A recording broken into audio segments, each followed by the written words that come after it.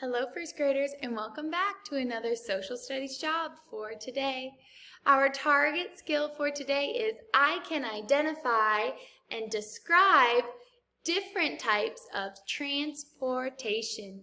Let's investigate this word a little bit more. All right, you need to pause the video and go and get your vocabulary dictionary, boys and girls.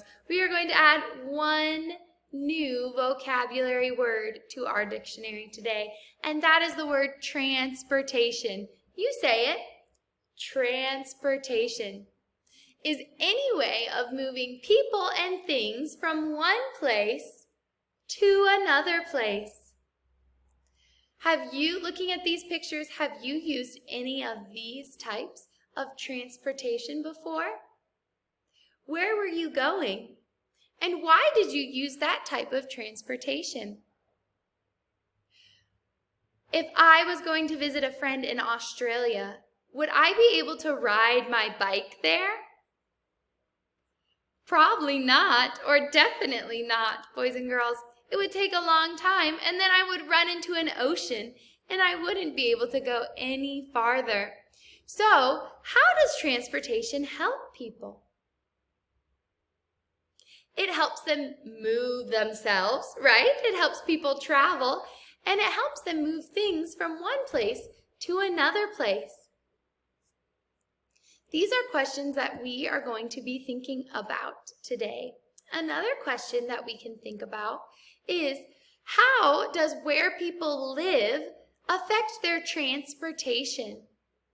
If you live in a city, do you need a car? I live in a city and I don't have a car because I can get places by walking, riding bikes, and taking public transportation like buses and trains. If you lived in the country, you would probably need a car because there aren't as many buses or trains nearby. All right, boys and girls, it's now your turn to design your own type of transportation.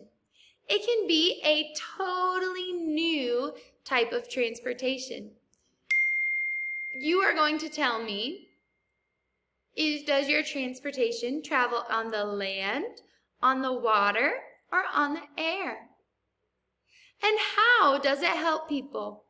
It will help people by, what will it transport? What will it move, and how will this help people in your community? And your last thing, boys and girls, is to draw your transportation. Now, I'd like for you to build this transportation at home. You can build it out of Lego or Play-Doh or paper, whatever you can find to build your new type of transportation. And then draw a picture of it so that I can see what it looks like. Will it have wheels? Will it have a motor or an engine?